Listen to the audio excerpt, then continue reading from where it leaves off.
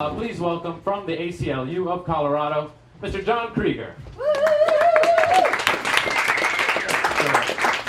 Thanks for being here, John. So you are the Director of Communications for the ACLU of Colorado? Yes. Correct? Tell us about basically what that entails. The ACLU of Colorado, we're the nation's oldest defender of civil rights and civil liberties here in Colorado. We're the state's oldest defender of civil rights and civil liberties. We've been doing it for more than 100 years on the national level and more than 60 years here in Colorado. We do it in three main ways: through the courts. We are like an active law firm with cases and clients. And then we do it through legislation at the Capitol, where we track or take on sometimes more than 100 bills each legislative session that impact your rights. And then we also do it through education, which is kind of what I'm here to do tonight. It's education. On the Capitol, are you lobbying for bills? Are you sponsoring bills? What kind of actual role do you have there in the legislature? Yeah, so like I said, each legislative session there are at least 100 bills that have an impact on your rights. It's one of the reasons why we have a sign in our office that says nobody's rights are ever safe when the legislature is in session.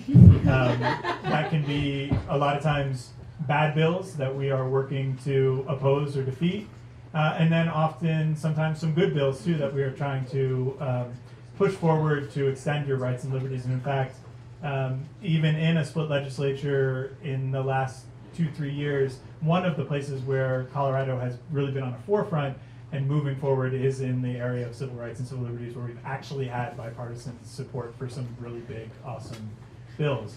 Unfortunately, one of those bills that has not had that kind of support yet is the Right to Rest Act.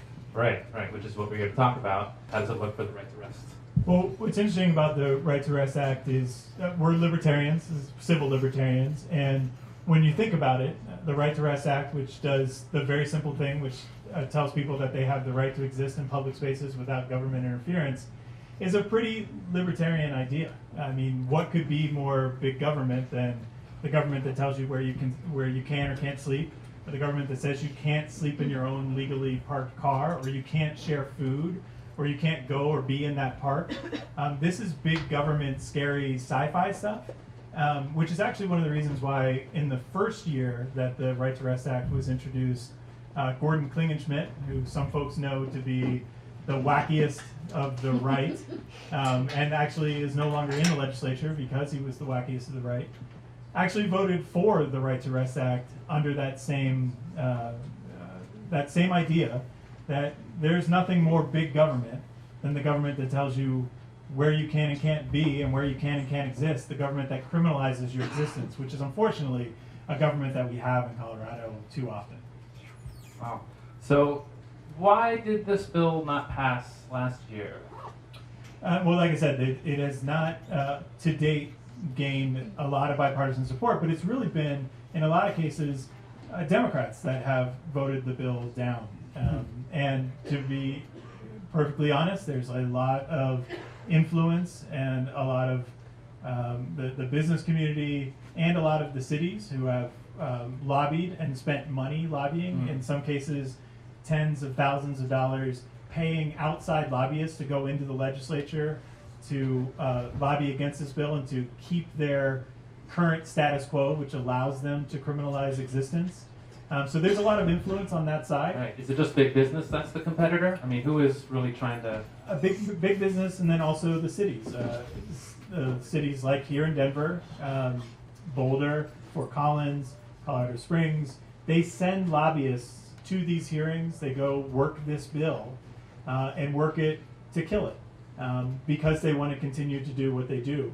And just to give an example of why this bill is so important, why this bill is so necessary, the ACLU had a case about 5 years ago, which is called Boulder versus Madison. In that case, our client went to a shelter one night, and the shelter was full.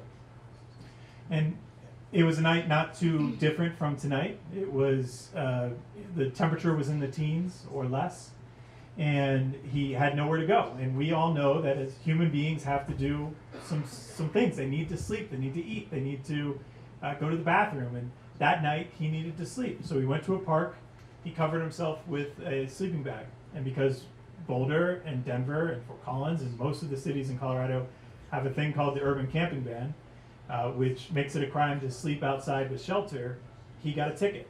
And that night, he was a criminal. If he had not had the sleeping bag over top of him, he might have died, but he wouldn't have committed a crime. The sleeping bag made him a criminal.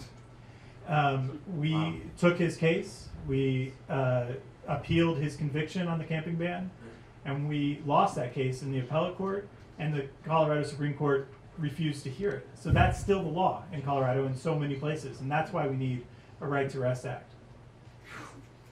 Wow, with the sleeping bag, I mean, the line is so fine, right? Risk death, so criminalizing this, just quickly as we finish up,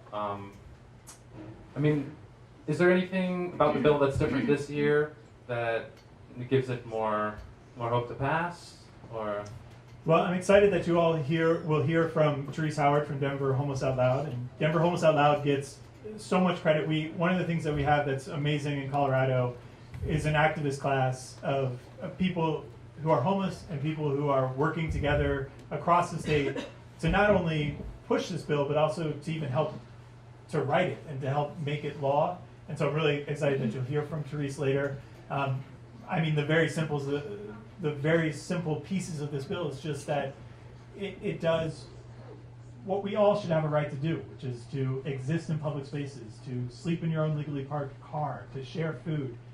There's a lot of things that people say it does that it doesn't do, and Therese could talk through some of those things.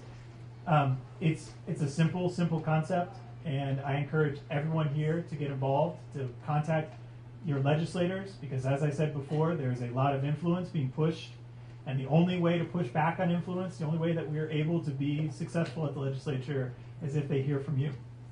All right. Well, thanks for being here very much. John Krieger from the ACLU, everybody. Thank you so much.